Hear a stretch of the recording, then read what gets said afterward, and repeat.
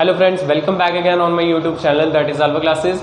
So students, आज हम लेके आए हैं क्लास 10th का जो अभी लास्ट टाइम पेपर हुआ था, बोर्ड्स के एग्जाम हुए थे, उसके क्वेश्चन पेपर है मैथ्स का जो कि स्टैंडर्ड का है, वो हम क्वेश्चन सॉल्व करने वाले हैं। तो सबसे पहले हम सेक्शंस फर्स्ट देखने वाले हैं। सेक्शन ए क्या कह रहा था, 1 मार्क्स क्वेश्चन है, 20 क्वेश्चन है, तो उनको हम डिस्कस करेंगे। सो इन फर्स्ट क्वेश्चन देखते हैं हम। फर्स्ट क्वेश्चन क्या कहता है, the area of the sector of circle whose radius is 12 centimetre. ठीक है, तो एरिया दिया हुआ है, एरिया ऑफ सेक्टर। ठीक है, सो यहाँ पे हम लिख लेंगे area of sector is given bye 60 pi centimetre square. Okay, उसके बाद क्या दिया हुआ है, रेडियस, जिस सेक्टर का जो रेडियस है 12 सेंटीमीटर है। Find the central angle of this sector is, हाँ जी, सेंट्रल एंगल क्या है, सी हमें फाइंड आउट क्या करना है, थीटा फाइंड करना है। तो हमें पता है सेक्टर का एरिया क्या होता है, theta by 360 into pi r square and that is equals to 60 pi. देखो पाई टू पाई सिंपली हमारा कैंसिल हो गया। थीटा हमें फाइंड करना है, तो थीटा को हम एज इट इज़ रखेंगे, r is given by 12 into 12 which is 60। ये देखो थीटा यहीं रख दो, 360 उधर शिफ्ट हो जाएगा और ये 12 नीचे डिवाइड हो जाएगा। अब इसकी कटिंग करो, 12 1 12, 12 5 60। Okay, again 12 1 12 and 12 3 30 see it is 150। So the theta is given by 150 degree. सो ये आपका आंसर है। तो हमारे ऑप्शंस में देखो, हमारा जो ये क्वेश्चन पेपर है, ओके, और ये जो हमारा सेट है, थर्ड सेट है। ठीक है, ये हमारे क्वेश्चन जो है, क्वेश्चन पेपर है, थर्ड सेट है, तीसरे सेट का क्वेश्चन है, ये क्वेश्चन पेपर है। इसमें हमारा फर्स्ट का जो ऑप्शन दिया हुआ है वो D option is correct. Okay, so 150 जो है डी ऑप्शन आ रहा है। सिमिलरली अब हम सेकंड क्वेश्चन चेक करते हैं। सेकंड क्वेश्चन क्या कह रहा है, the two lines are the given to be parallel. दो लाइन है, आपस में पैरेलल है। The equation of one of these lines is given by 5x minus 3x equals to 2। तो जो सेकंड क्वेश्चन है, सेकंड क्वेश्चन का जो इक्वेशंस गिवन है 5x minus 3y equals to 2, इसको हम सिंपल स्टैंडर्ड फॉर्म में लिख लेते हैं कुछ इस तरीके से। अच्छा जी, कब हमारे पास दो लाइन आपस में इक्वल होती है, ठीक है, जब हमारा a1 a2 is equal to b1 b2 is not equal to c1 c2 होता है। ठीक है, तो इस ऑप्शंस में हम चेक कर लेते हैं। देखो ऑप्शंस में क्या क्या है हमारे पास, सी a1 की वैल्यू तो हम डायरेक्टली लिख सकते हैं 5 है, b1 की वैल्यू -3 है एंड c1 की वैल्यू -2 है। तो हम a2 की वैल्यू क्या रखें, सी यहाँ पे देखो 15 रख लेते हैं, सपोज 15 है। b2 की वैल्यू देखते हैं, या फिर हम ऐसा कर लेते हैं, इसको कंपेयर कर लेते हैं जो इक्वेशंस हमें दी हुई है। पहला ऑप्शन देखो 15 दिया हुआ, सो a1 a2 ये हो जाएगा 5/-15। ठीक है, it would be -1/3। Okay, b1 over b2, हाँ जी, b1 कितना है, इक्वेशन -3 ओवर -9, तो ये तो कट हो जाएगा, तो सिंपल ये तो कैंसिल हो गया क्योंकि प्लस में आ गया 1/3। ठीक है, तो फर्स्ट ऑप्शन है ही नहीं, फर्स्ट जो है आंसर नहीं है। सेकंड वाला देखो, सेकंड में क्या कह रहा है, a1/a2 क्या हो जाएगा 5/15 which will be 1/3। Similarly b1 by b2, b1 कितना है -3 एंड b2 यहाँ सेकंड इक्वेशंस में चेक करते हैं, it is 9, so it is -1/9, तो ये भी नहीं है। ठीक है, क्योंकि a1/a2 b1/b2 ये दोनों आपस में इक्वल होने चाहिए, बट यहाँ तो साइन का चेंज डिफरेंस आ रहा है, ये नेगेटिव में आ रहा है b1 b2 और a1 a2 पॉजिटिव में आ रहा है, तो ये ऑप्शन नहीं है। अब हम मूव करते हैं थर्ड क्वेश्चन में।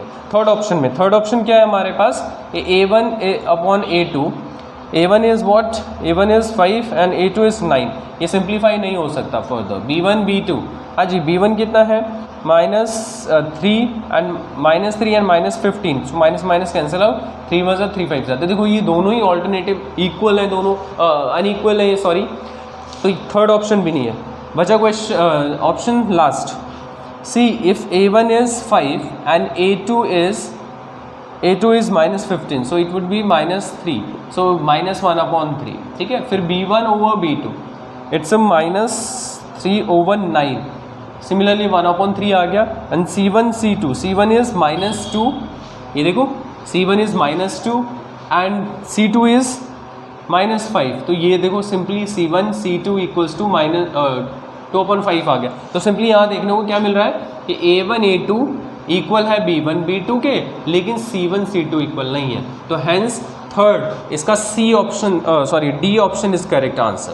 ठीक है, D is the correct answer. Check कर लो, ये देखो ये क्वेश्चन नंबर, कि डी हमारा करेक्ट आंसर है। ठीक है, so let's move into the third question.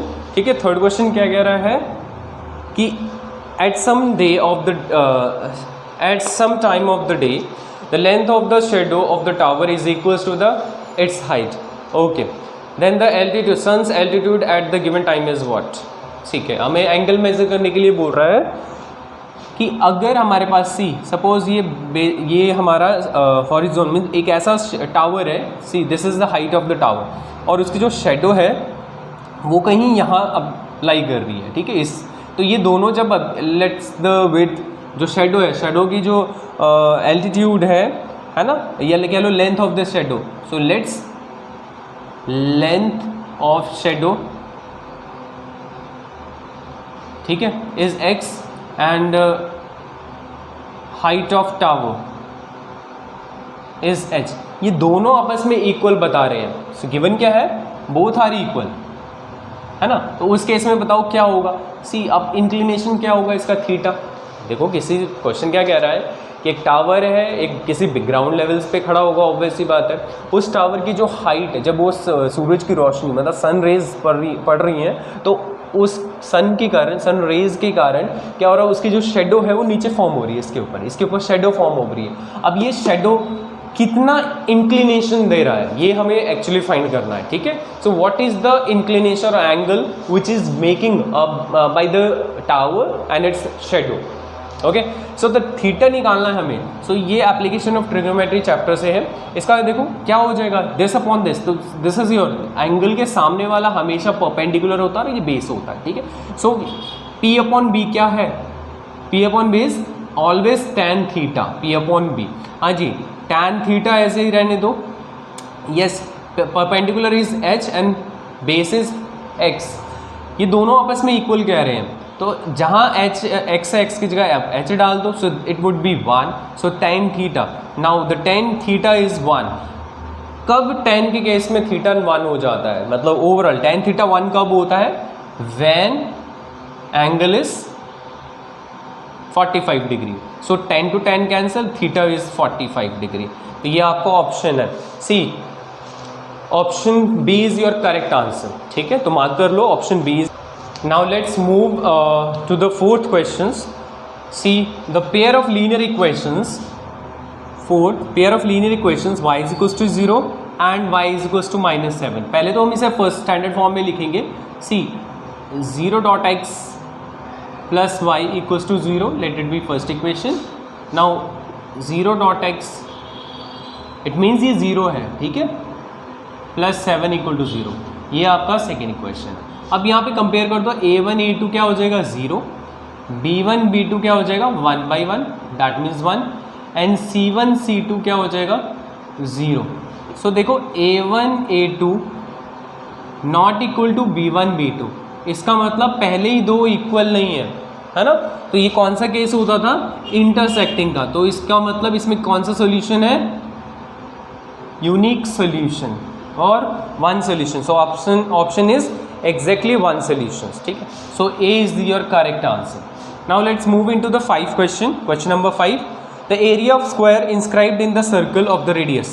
See एक सर्कल है, उस सर्कल के अंदर एक स्क्वायर है and that square is inscribed in it. अब उसका जो रेडियस जो दिया हुआ है किसका, it's 5√2. सर्कल का जो रेडियस है that is given by 5√2. Okay, so यहाँ से यहाँ तक भी क्या हो जाएगा, दिस इज़ 5√2 ओवरऑल, यहाँ से यहाँ तक, यहाँ से यहाँ तक। तो इसको प्लस करें तो मतलब 10√2 हो जाएगा। तो diameter is 10√2 centimetre and radius is 5√2।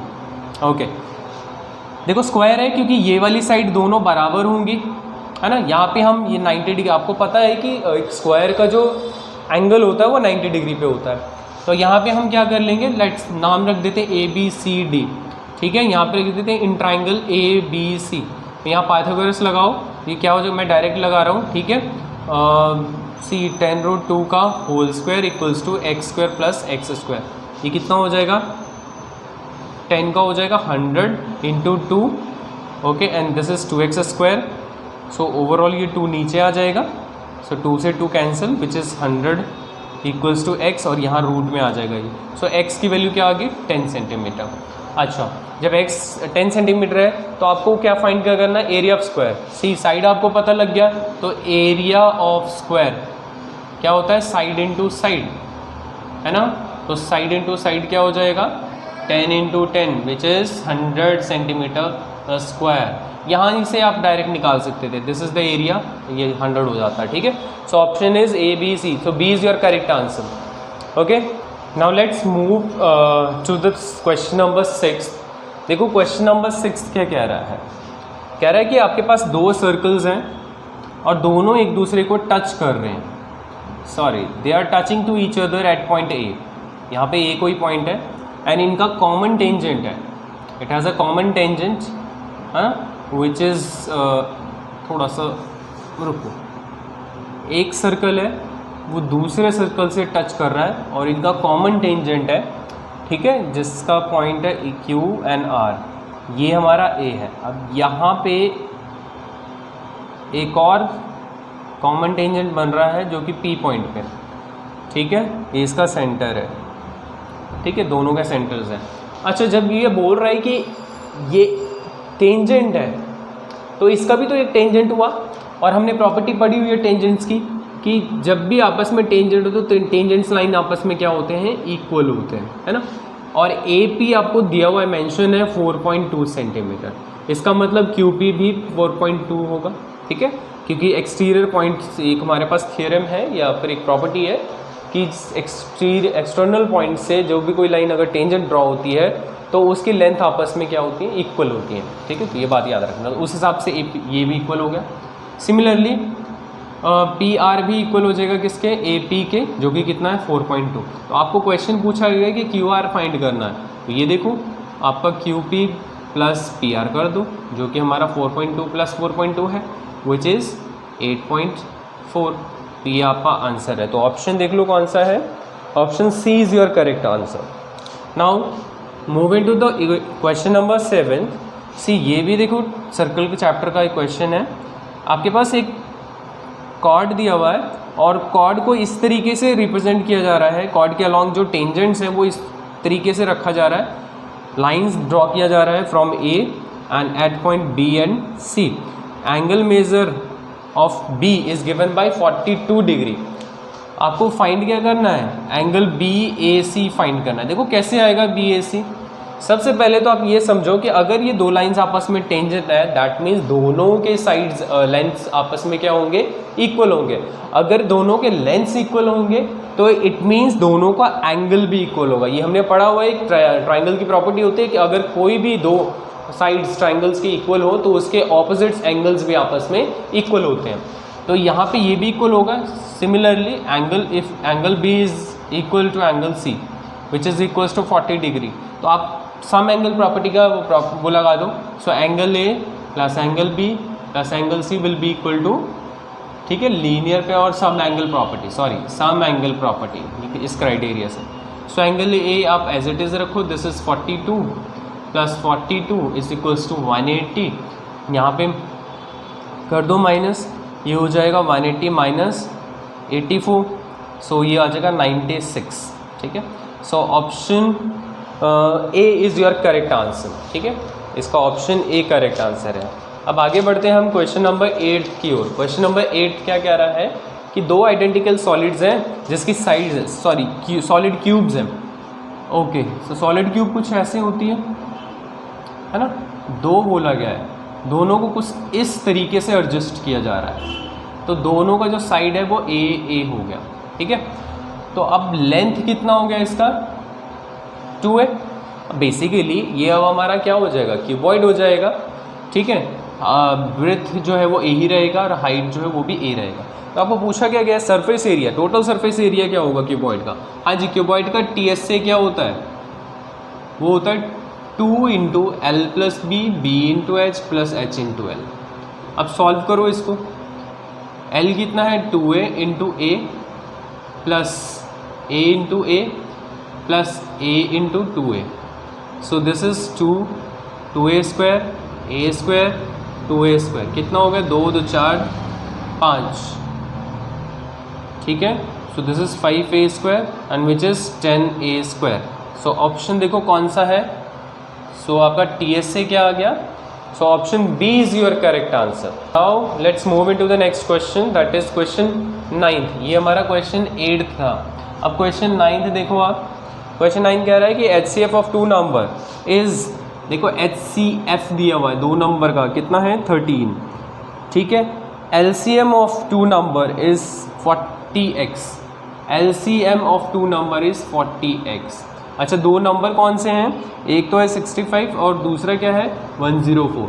देखो यहाँ पे हमने प्रॉपर्टी पढ़ी है कि LCM इंटू HCF, मतलब एक फॉर्मूला पढ़ा है, वो क्या होता है A इंटू B। तो सिंपली हम यही अप्लाई करेंगे। हाँ जी, LCM कितना है 40x, HCF कितना है 30 और ये कितना है 65 इंटू 104। x नहीं छोड़ दो, हमें x की वैल्यू मेज़र करनी है ना। हाँ, वो क्या बोला है, find the value of x।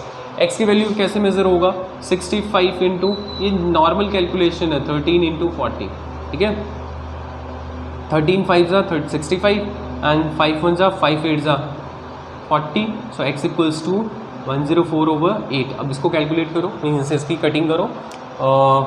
8 1 जा 8, 8 1 जा 8, हाँ 8 3 जा, सो x इक्वल्स टू 13।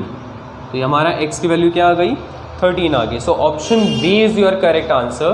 क्वेश्चन 9 का option B correct. Last 10th question देखते हैं।